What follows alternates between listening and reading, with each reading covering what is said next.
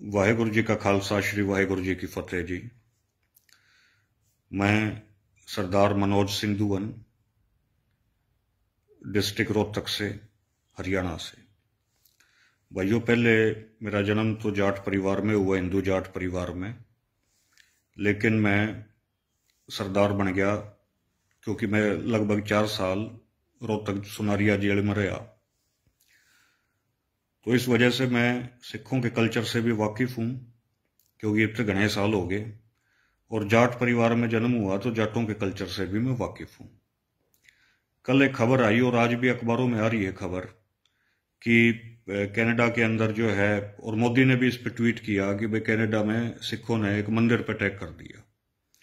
भाइयों देखो, सिख कौम जो है कभी किसी मंदिर पर अटैक नहीं करती।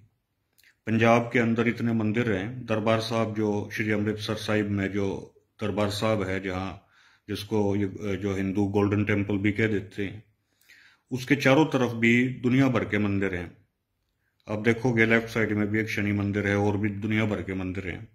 किसी मंदिर के ऊपर आज तक तो सिखों ने अटैक किया नहीं। उल्टा महाराजा रंजीत सिंह का जब राज था तो महाराजा रंजीत सिंह ने जगन्नाथपुरी का जो मंदिर है उसमें सोना चढ़ाया था।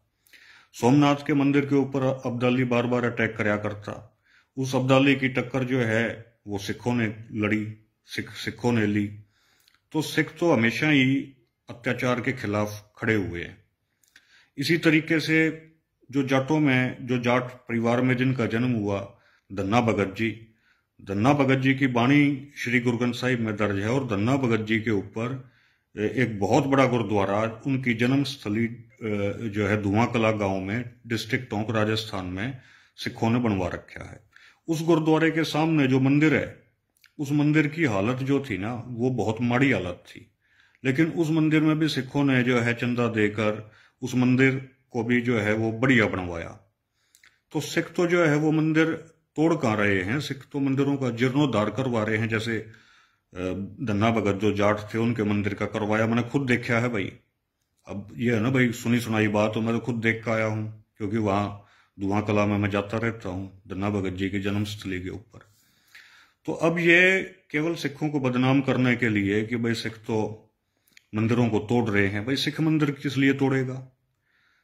बात असल में क्या हुई है कि 2023 में भाई हरदीप सिंह निज्जर का कनाडा के अंदर एक गुरुद्वारे में मर्डर हो गया। तो जब कैनेडियन गवर्नमेंट ने उसकी जांच करवाई तो उसमें ये कैनेडियन गवर्नमेंट का ये जो है रिजल्ट आया, उस ये जांच का ये निष्कर्ष आया। जांच में ये पता चला कि भाई इंडियन डिप्लोमेट्स का उसमें हाथ था। माने इंडियन जो डिप्लोमेट्स हैं उन्होंने निज्जर को मरवाया है। ये कनाडा की जांच आई। तो इस वजह से सिखों में रोष था। तो अब इंडिया, और इस वजह से ही सिखों इंडिया की और कनाडा की आपसी जो है वो संबंध खराब हुए। तो अब इंडियन डिप्लोमेट्स जो हैं वहां कनाडा में कुछ मंदिरों में जो है गए थे, और एक खालसा दीवान सोसाइटी है रोज स्ट्रीट वैंक्योर में, वहां भी गए। तो सिखों ने तो केवल कि भाई हमारा आदमी मार रखा है इन डिप्लोमेट्स ने, ये एक सिखों को दर्द है। इब जाटों को तो दर्द होता नहीं, ये मारे तो 20 भाई मार दिए 2016 में, हमारा तो कोई दर्द है नहीं, और हम तो जेल में भी रह गए तब भी हमारी कौम को दर्द नहीं है। लेकिन सिख तो एक जिंदा जागती कौम है, उसको तो दर्द हुआ भाई, उनका तो एक आदमी मार दिया। तो इस वजह से जो इंडियन डिप्लोमेट्स थे वो गए जो है एक अलग अलग मंदिरों में। तो वहां सिख जो है वो पहुंच गए अपने झंडे लेकर कि भाई तुमने हमारा आदमी मार रखा है, तुमने गलत कर रखा है। तो उसके खिलाफ जो है कुछ हरियाणा के नौजवान थे, क्योंकि हमारा जो ब्लड है ना, जाटों का मान लो या हरियाणा का मान लो, वो ब्लड जो है वो उड़ता तीर लेने का हमारा ब्लड है। एक ने तो ये भी कहा भाई हनुमान जाट था, क्यों? क्योंकि वो भी जो है वो पचड़े में पड़ गया था, उसका तो कोई लेना देना नहीं था। मान लो राम और रावण का झगड़ा था, हनुमान जो अपनी वो पुंजड़ जलाता डरा, ऐसा एक जो है कहावत भी है हरियाणा में।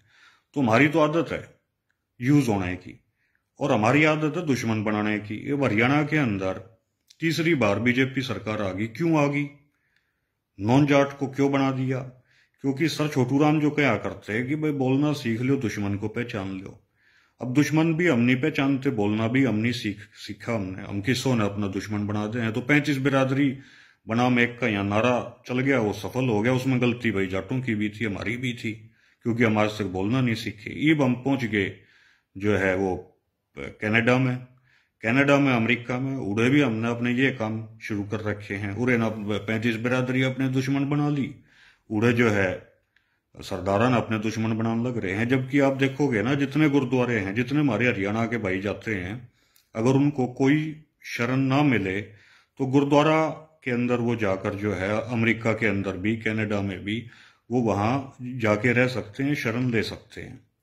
लेकिन उसके बाद भी हम लोग जो है वो नहीं समझ रहे कि पहले ही सारा दुनिया हमारे दुश्मन हो रही है। और भाइयों देखो, मुकदमे हो जाते हैं ना, कोई काम नहीं आता। मैं तो भुगत भोगी हूं, 4 साल में जेल में रहा। मुजफ्फरनगर के अंदर भी दंगे हुए, उसमें भी जाटों का इस्तेमाल हुआ, मुसलमानों के खिलाफ, हिंदू जाटों का। वो मुकदमे आज तक चल रहे हैं, वहां भी 5-5, 6-6 साल लड़कों ने जेल काटी है, कोई बचाने में नहीं आया। तो ये तो तुमको आगे कर देंगे और जो है तुम्हारा यूज कर लेंगे, इनको फायदा हो जाएगा जो तुम्हारे दुश्मन हैं, और जो है तुम फिर घर के ना रहोगे, घाट के रहोगे। इसलिए जिस उद्देश्य के साथ तुम यहाँ अपनी धरती बेच के, धरती गहने धर के, या अपने माँ बाप के पेंशन का रुपया लगवा के, या और कितों उधार ठा के तुम विदेश में गए हो, और जिस मकसद के साथ तुम विदेश में गए हो, उस मकसद को पूरा करो। वो मकसद है भाई तुम वहां सफल हो। इंडिया में तो जॉब मिली नहीं तुम्हें। इंडिया के अंदर तो ऐसी पॉलिसीज बन गई हैं कि भाई जो है बेरोजगारी बहुत ज्यादा बढ़ गई है, हरियाणा में भी बढ़ गई है। तो तुम इस वजह से विदेश में तुम जाने के लिए मजबूर हुए। अब विदेश में जाके भी तुम लड़ोगे तो भाई क्या फायदा है, कोई नहीं थारे काम आएगा, तुमको केवल यूज करेंगे और फिर तुमको फेंक देंगे। तो इस वजह से मेरे खासकर मेरे जाट भाइयों से ये अपील है, औरा ने तो करन दो, औरा का आप ठेका नहीं ठाते। हालांकि दुख होता है क्योंकि रोड भी हमारे भाई हैं, वो भी खेती किसानी करने वाली जाती है, लेकिन तुम डट गए ना। मान लो जाट अगर रुक गया तो और भी रुक जाएंगे।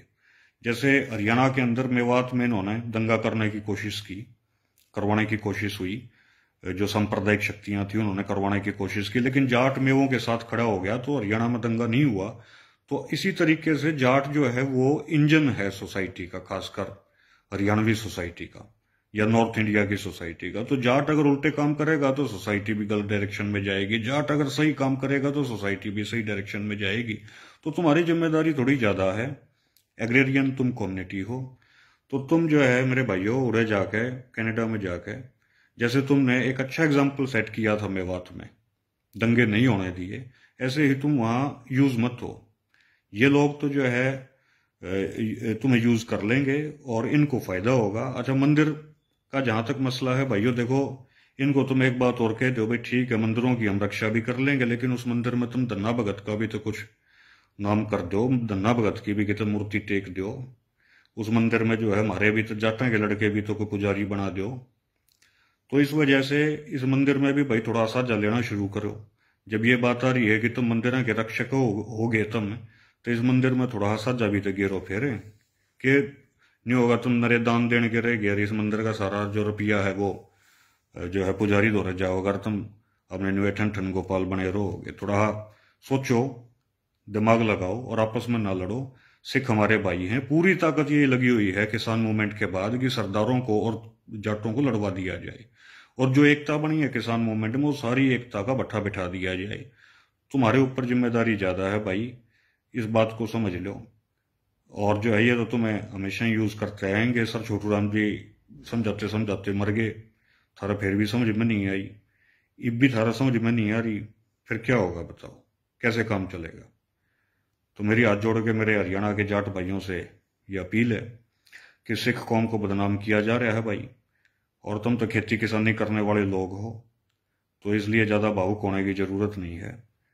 और जो है कदे उड़स पंगे लो, उड़ता तीर लो, कोई थारे काम नहीं आओगा। सरदारा थारे काम आओगे, सरदारा थारे काम आते आए हैं, क्योंकि ब्लड लाइन सेम है, खेती किसानी पेशा हमारा सेम है, एक जैसा हमारा पहनावा है, एक जैसा हमारा दिमाग है। इसलिए अपने भाइयों से मत लड़ो, अपने भाइयों का साथ दो भैया, ये मेरी अपील है। बहुत बहुत धन्यवाद। वाहेगुरु जी का खालसा, श्री वाहेगुरु जी की फतेह जी।